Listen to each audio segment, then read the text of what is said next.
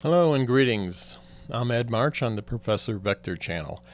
I get asked quite often, what kind of 3D printer should I get? How does this all work? What's the workflow? How do I make files? Where do I find files? I don't understand all the pieces. So, recently, a friend of a friend named Levi got a 3D printer, and I was kind of asked to, you know, teach them what I know. So I figured, there's a lot of people that want to know this too, so I'll make a video about this. So first of all, I have a Prusa Mini Plus 3D printer. All right, I'm going to show you a picture of that. So that was about 450 bucks. Bought that several years ago. In fact, the demand was so high that I could not buy the kit form without waiting about 12 weeks for delivery. And I go, wow. But for like another, I don't know, few dollars, $100, whatever it was, you could buy it built. So I bought the built one, and that came in about 5 or 6 weeks. And I'm very happy with it. Had it several years, had no problems. Maybe 5 bad prints out of hundreds and hundreds, a lot. It's kind of like printing a PDF, you just send it to the printer and it prints. Now there's a lot of setup and there's a lot of background information. So the first thing I'm going to talk about is the workflow. So we're going to look at some CAD programs that I have used. Some I like, some I don't. So first of all, I looked at a lot of FreeCAD programs, and during my first investigation, you can go to my website and look at all the apps that I investigated and considered. And after all that, I actually purchased ViaCAD for $169 with a 20% discount or so. And I like it. It was my go-to CAD program for quite some time, probably still is, even though I'm moving towards Blender. Okay, it's not a parametric modeler, so once you do something, like if you make a cube and you cut a hole in it, and then you add, say you add 3 holes, a 1/4 inch, a 1/2 inch, and another 1/2 inch at a different angle. And then you realize that that first hole should have been a little bigger or a little smaller. Well, there's limited things you can do to change it. It's kind of like more of a typewriter than a word processor, and you can do a little bit with whiteout. I know maybe you're too old, too young for that. And then, so I looked at IntelliCAD CMS, and it was modeled after Autodesk. And so I bought that, and I regretted it. I never use it. It's lousy. There's no documentation on the web. And they say there's no documentation because everybody's coming from AutoCAD and they know how to use it, so they just go to this because it's a lot cheaper. It's not thousands of dollars, and it's not a subscription ripoff like all subscription software is, sorry. And then I looked at FreeCAD, and I agree with Jonathan from Tail Makers on YouTube that it's flawed in its design.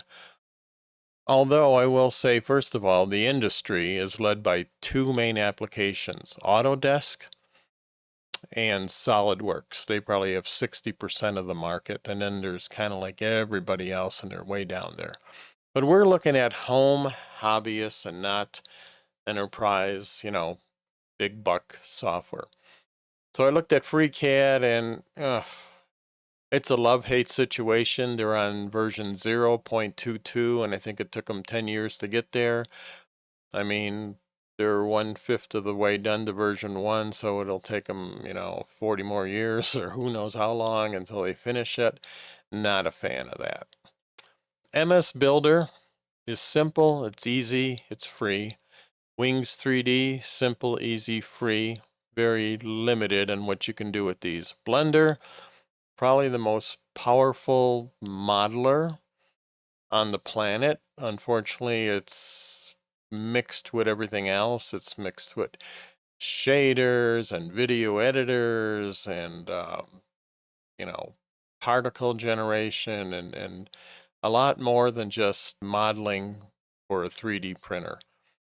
So that's a steep learning curve. This is the highest learning curve. This is probably the easiest.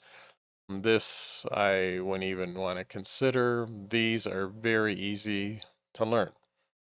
So that's how you take your idea and you model it in one of these programs, kind of like a paint program, only it's in 3 dimensions. You save this, each one saves in their own proprietary format. This saves in ViaCAD's format, this saves in DXF, which is a very popular format. This will export to almost anything and import to almost anything.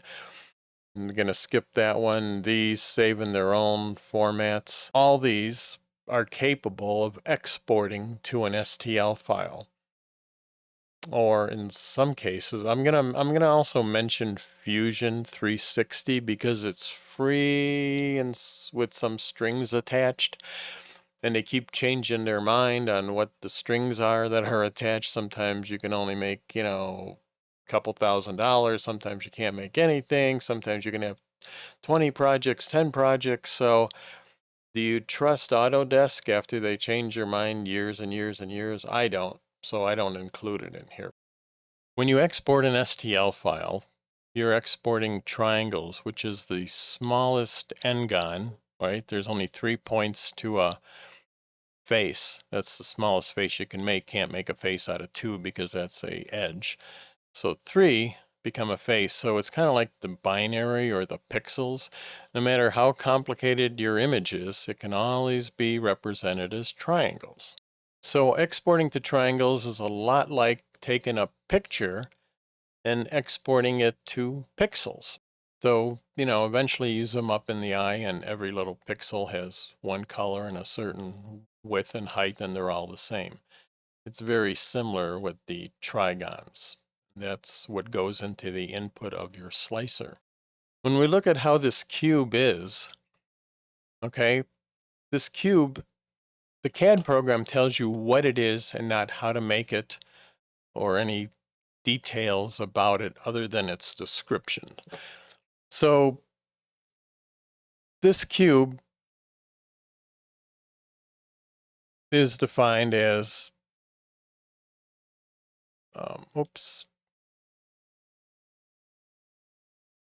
8 vertexes. 1, 2, 3, 4, 5, 6, 7, and the hidden one. Let's go turn on the hidden one. 8, okay? Is that enough to define the cube, just those 8 vertexes? No. Because what if this wasn't a cube, but maybe a box, and this top was missing? What if I went here, went back into solid mode, and clicked on that face, and deleted it, okay? So delete only faces. And now we have an empty box, so we can look inside. We have the same 8 vertexes. So the vertexes have to be defined with something else, and that something else is faces. And there's what they call a normal and a non-normal to a face. The normal of the face is what's facing you outside. So when you pull these faces along X, the red one, it pulls along what they call the normal. You can rotate it, right, along any axis. All CAD programs, or at least Wings 3D, Blender, not Microsoft Builder, allow you to do this kind of stuff. The other thing is you can scale it. So you can make it smaller. You can make it smaller on X only. And then you can make it scale on Y.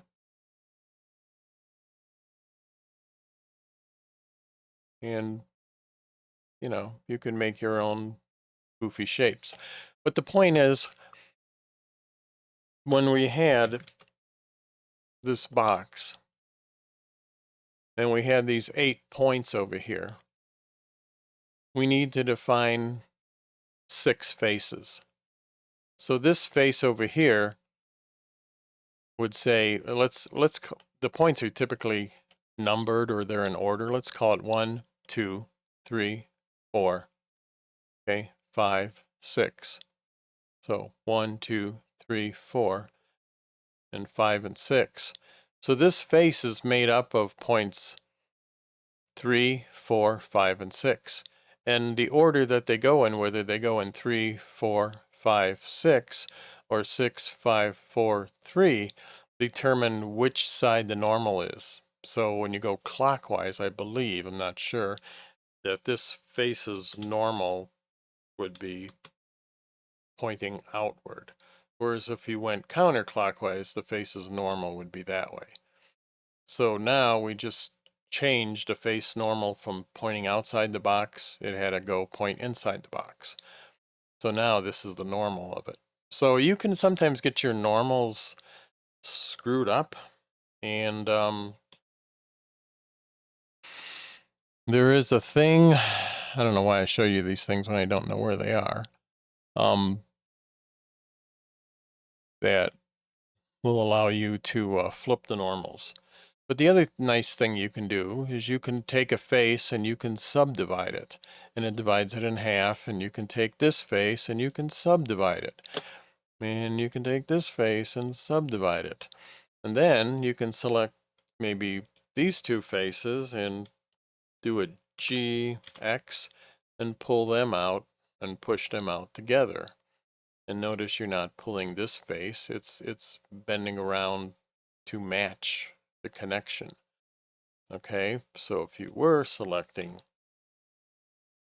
those faces and did a GY, I'm sorry, an X, then the whole face would go with it. And of course, you could click and you can rotate and move all those faces. So you can do a lot of geometry just by pulling and pushing vertexes and edges around. Like you can pull this and you can click on these. Let's do a control on that, and then you can do a G and you can pull those in and out and get the idea of what it looks like. All right.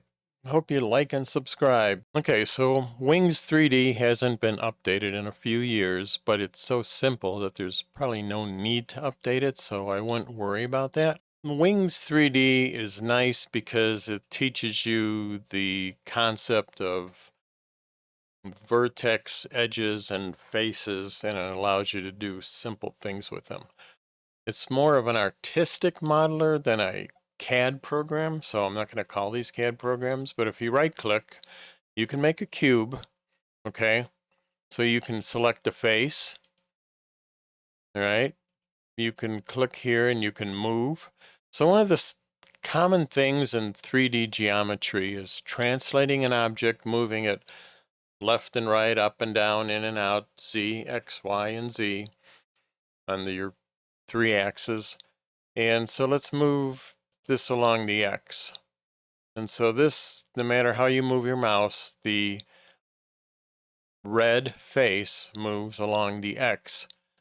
And that's a left click to accept it, Control Z to undo it. So a long time ago, I think it was Maya Autodesk that came out with the axis of red is X, Y is green. Okay, so there's your green going up and down. That's your Y-axis, and blue is Z. Now, this doesn't have the nice spinner that everybody else seems to have, and you'll see what I mean. Like, let's look at FreeCAD for a minute. This does have a nice spinner, which you can see any perspective by clicking on this, moving it around, and okay, so in Wings, you can do a select, and spacebar will deselect everything. So let's deselect everything. This is our faces, which we had selected before. And this is the object, I'm sorry. This is the faces, which we selected before. This is an edge, which is all those edges. Spacebar is none of them. And this is the vertex, the points. Spacebar, and then we'll select that point. And we'll hit move, or we have this point selected. There we go. Move along the X. And you can just move that point pretty much anywhere you want. But you don't really see numeric controls, like if I want to make this exactly 1.5 inches by 3 inches by 4.7 inches, that's what we call hard modeling, or more like a CAD program, more engineering, more like building a part. This is more like artsy stuff. You just kind of drag it around till you get it where you like it. You can take, let's take this edge here, spacebar, edge, right click, move along the Y, and we can move this up and down. So you can painfully, not as easy as, because there's not a lot of tools to help you, you can build anything you want. You can make a space shuttle, you can make anything, okay? But you're doing it, you know, face by face. Here's that. Let's move it along the Z. So you can go inside out with it. You can do all those things. Now even Fusion 360 doesn't allow you to this much control, but this is all you get. But I think it's a basic building block that's important to understand the concept and build upon that and how you can build things. Okay? So the other thing, to make this object, you would export it into a STL file, a stereolithograph. Okay, I even put a hotkey under F12. And we can say 1 unit in here is equal to 1 inch, a centimeter, millimeter, an STL unit. So we are working in inches. Most CAD programs allow you to work in millimeters or inches. You can, if you got a big architectural thing and you're doing landscaping, you can work in miles per unit. But our 3D printer usually prints on a, 4, 6, 8 inch, 1 foot bed by Z is only so high. So the important thing to know is there's 25.4 millimeters per inch. Okay, that's a number you should memorize. If things are way too small or way too big, it's probably because you got your inches and millimeters backwards. Okay, so we'll export this. We're going to look at the slicer, because the slicer is where all the magic happens.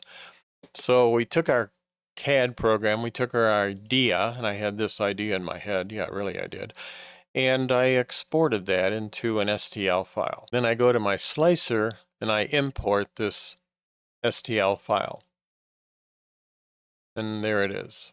That's exactly what it looks like. The important thing to note about an STL file and how these formats are, now you can take this and you can turn this. You can see that there's a diagonal line through it, and you can look what the layers would look like as this was being printed. Now notice, I used to think that when you printed a cube or something, it was solid. Well, it's not solid at all. There's an infill, and this infill is set to 15%. There's a million parameters, not really, probably about 70, 80 you can set. So you could have a 5% infill, right? That might fall apart. 15 is pretty common. 25 is a lot. Going beyond 25, like that dense, doesn't really buy you anything. It just increases your print time. So to print this would be 3 hours and 43 minutes. But if we decrease our infill down to like 15%, which is more reasonable, it only takes 1 hour and 26 minutes. And you can set your fill pattern. Triangles are the most strongest. You can go stars, cubics. So, a lot of this is unnecessary fun. Concentric circles. I'm not sure why you would want to do some of this stuff. Maybe if you were printing with clear filament and you wanted to see the inside and you wanted a cool pattern, or you wanted a lens diffuser and wanted an LED, to shine through it or something, you know, you might consider something like that. But for the most part, even the rectangles are good enough. You know, it doesn't matter. And it doesn't change your print time that much, you know, we're talking about. So then this gets exported into what they call G-code. So when we open this file in an editor, the semicolon is comments. This was created with the Prusa Slicer, okay? But in here, we're doing a G1, and that means move the head to X position 0, Y position -2, and Z position 3. So back to the printer. This printer is a bed slinger design, and it's a single Z-axis. So the Z-axis is controlled by a threaded rod, a screw, and this moves up and down, but there is not one on this side. So this is heavy, and as you can imagine, on this side, when this is moving, this weight will swing around. Now there's two-headed or dual Z designs that will have another threaded rod and motor on this side, and you'll pay for the motor and the parts, and they'll be more expensive. And that'll keep this from wobbling around, but as it is, I've never had any problems with this. So this is the Prusa MK4. Costs more money, and notice there's stability on this side. So when you're printing way far on the left side of the bed, there's not going to be as much vibration as the Mini Plus, even though I've never seen any issues. This is a bed slinger, as I told you, because this head moves on the X with a belt. Okay, see the belt? This is the little belt. And belts are faster than the screws. This head does not move front to back on the Y. The bed moves front to back on the Y. Okay, so that's called a bed slinger. So there are printers where the bed is stable and the head moves back and forth and around and up and down. The head does all the moving and the part and the bed stays still. Now, some people say that the bed slingers are not as good because, one, when you have a bed slinger, so you're taking your part and you're moving it, which is hot plastic, and it's not exactly solid yet. It's getting solid. There's a heater on the bed and there's a heater on the head. This is called the hot end. This is called the bed, and there's a heater. So you raise your bed to you raise your bed to a certain temperature to make sure that the plastic sticks to the bed. I also use some cheap paper glue, like a glue stick, to glue it down, and I never have any problems. If your first layer doesn't stick to the bed, or it's wavy and there's on and off, hit or miss sticky points, you're not going to have a good print. You might as well just abort, because an hour later, as this goes up and swings back and forth, that'll come loose from the bed and you'll just have a big ball of spaghetti, and it'll be a big mess. And if you get your hot end into that plastic, you got to take your whole thing apart and clean it, and it's a royal pain. Not a good thing to do. This takes G-code, and the G-code tells you how hot to make this hot end, because there's different types of filaments you can print with. You can print with PLA, ABS, PETG, my favorite, TPU, which is almost like rubber, make gaskets and things. So having a printer that has a good temperature range is important, so you can use different types of filaments if you want to. But mainly, this bed is magnetic and it comes off, and over the years, over the months, maybe weeks, it will flex and not be flat. So this is a sensor. It's like a metal locator or treasure detector, and as it comes down, it knows how close it is to the bed. And they measure several points across here, and they make a mesh of the bed.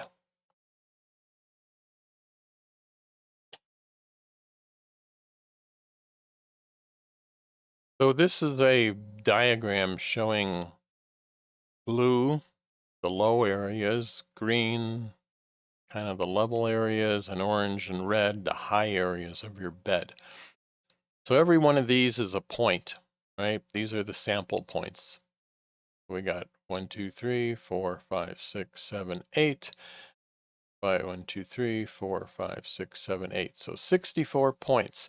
So when you're printing something right here, it interpolates on the X between these 2 points, right? Say these are 1,000th a piece and you're halfway in there, then it would know that, oh, we're going down, so we go down like a 1,000 from this point, or up a 1,000 from that. And then we're also doing this on the y-axis between like this point and this point. Or if we're on this line, we're using these. If we're in here, we're interpolating between that. So that compensates for your z. So this is only affecting the z. Use your x and y against this mesh, and you figure out where the real z is, because in reality, no bed is flat. And if you're buying a printer without auto bed leveling, I would say you're wasting your money, and you probably should look at something that has bed leveling, because it's worth it. And it doesn't cost that much. There's manual bed leveling and stuff like that, but that's all gone by the wayside. So how did I learn some of this stuff? Well, when my kid was 10 years old, he bought a 3D printer, a solid doodle, and the company was just growing and growing and growing until they went bankrupt and they're no longer around. So that was 16 years ago. And, I heard all this stuff about slicers, and he didn't even have a heated bed. We were printing on glass and tile and different stuff that would hold the heat. And I learned bits and pieces, and I didn't understand this until several years ago when I bought a 3D printer and I started learning all these things. So that's what takes your G code and compensates for the Z. Now there is one other type of printer that's very strange and very fast. So this is a Delta 3D printer. Okay, it does not move the bed, and it does not move the head on X, Y, or Z. It has 3 rails, and this moves up. If all 3 of these rails move up, then Z moves up. If this moves up, then this kind of swings that way, but it also moves up. So as this moves up, these 2 have to move down to move in a certain Z. So the thing is that calibration's a real nightmare, because Z is dependent on 3 motors all being perfectly in sync and having no belt stretch between them and having all their tolerances tight. The same with X. If you want to move an X just purely that way, you can't move one motor, you have to move all 3. So in all cases, to move in any direction, same thing with Y, you have to move, this up or this down. All 3 motors have to move to swing this bed around, but it's really fast. So people love them because they're fast. I'd be a little scared of it because it is just too interdependent on 3 motors, 3 rails, 3 belts. And notice there is no Z like on all the other printers. Let's go back.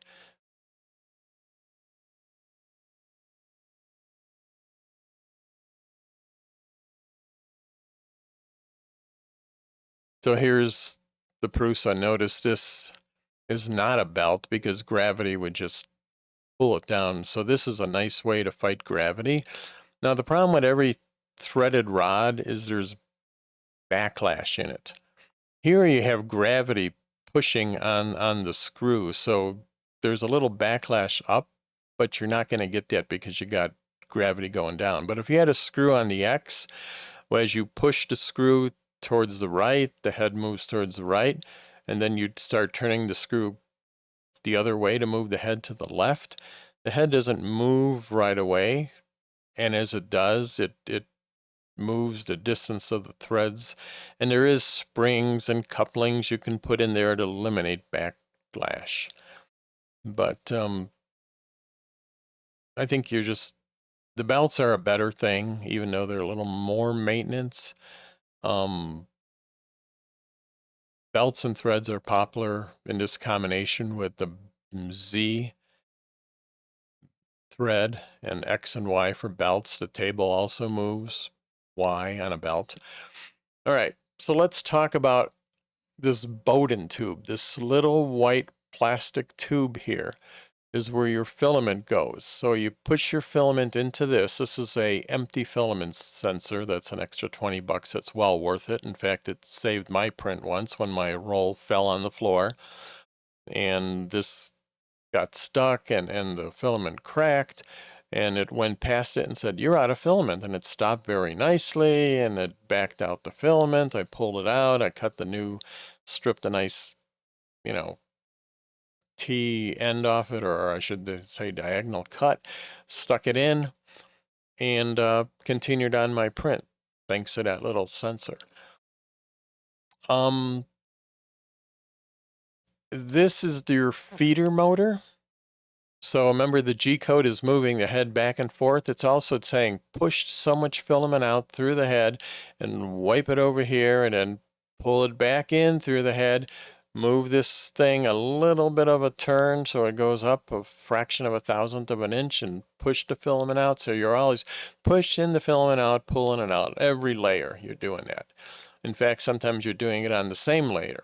You might be printing several parts. You might be printing a house over here or a house over here and a boat and a little guy, and it goes from piece to piece to piece, layer by layer by layer on each of the pieces.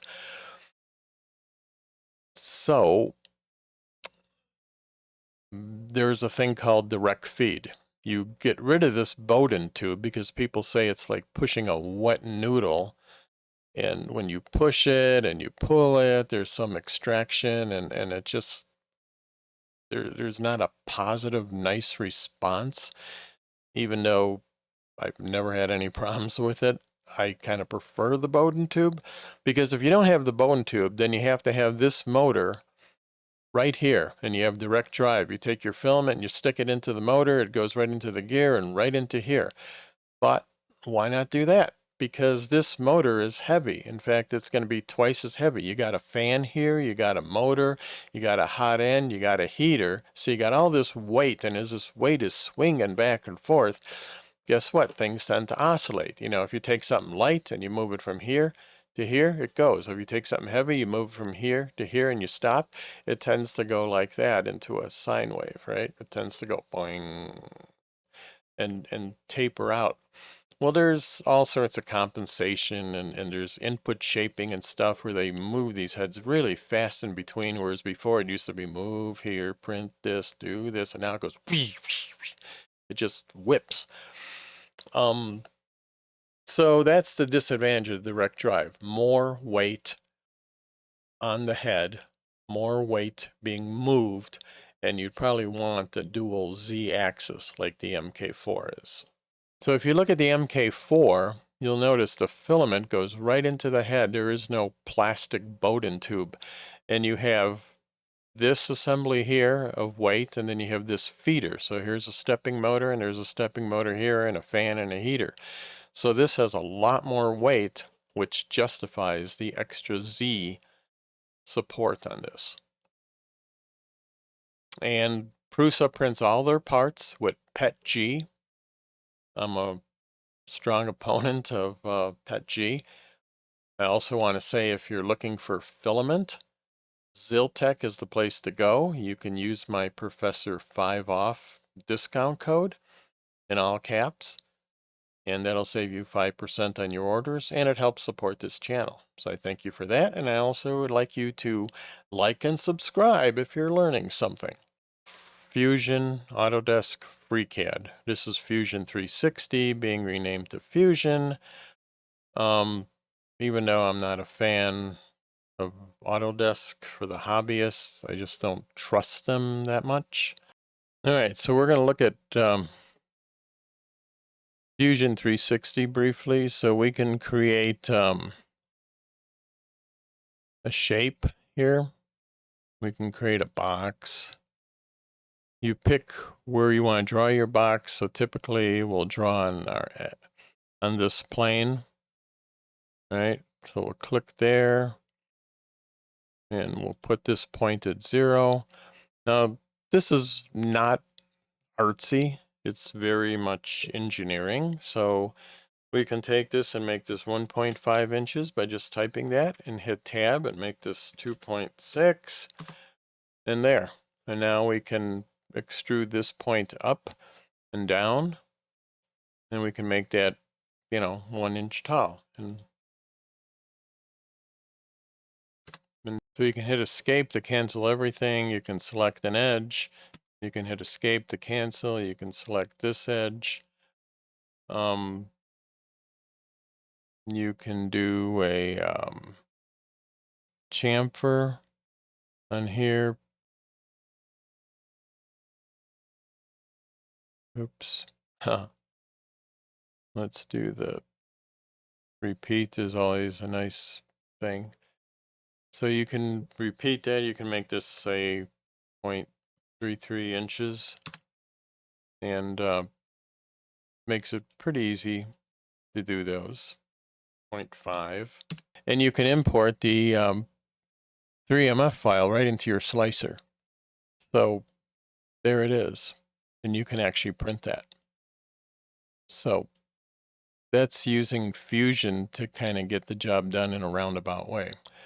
And you can go into switch to 2D mode, and sometimes your building's like a little bracket or something. And you just got to ask yourself, is that easier made in 2D mode? Like maybe you're making something like this. Like I made a little clip to hold my bags on my garbage can. And I stick that at the end point. I right click. And then I want to take this and just make it thicker. Okay. So I'll go back to 3D mode. I'll select all of this. I'll hit E to extrude. So I'll take this and I'll extrude this, okay? And this becomes our distance. So say we only want this 0.75 thick. There it is. And you can take this shape, you can export it into an STL. Look at all the things it exports. Really nice. So we could do a 3MF if we wanted to, but I typically do a binary STL in inches, and I called this 1, 2, 3, 4 from Via. So yes, it seems to be defined in inches, and you are absolutely right. So there it is. Easy to make those type of things. You can go back here and say, well, I wanted to bevel some of these edges, so you can go on the bend command and select that, and I can set that's a 1/2 inch. That's kind of big. We'll make it 0.1. And you can get that nice professional look just by clicking these. So ViaCAD is very easy to use. I like it. It's not the most stable thing in the world. It'll crash now and then. A lot of them crash, but your AutoCADs and your Fusions don't crash. Blender has never crashed. FreeCAD has. Just about every other one. So, you take it with a grain of salt. If you want to export this out again, go in here and just hit F5 to update it, and we got beveled edges. So that gives you a good workflow. This is not how to use each CAD program. I do have a link in the description, and I'll put it down here on how to use Wings 3D. That kind of goes into more of the detail on my first 3D print. All right, please like and subscribe to the channel. Thank you.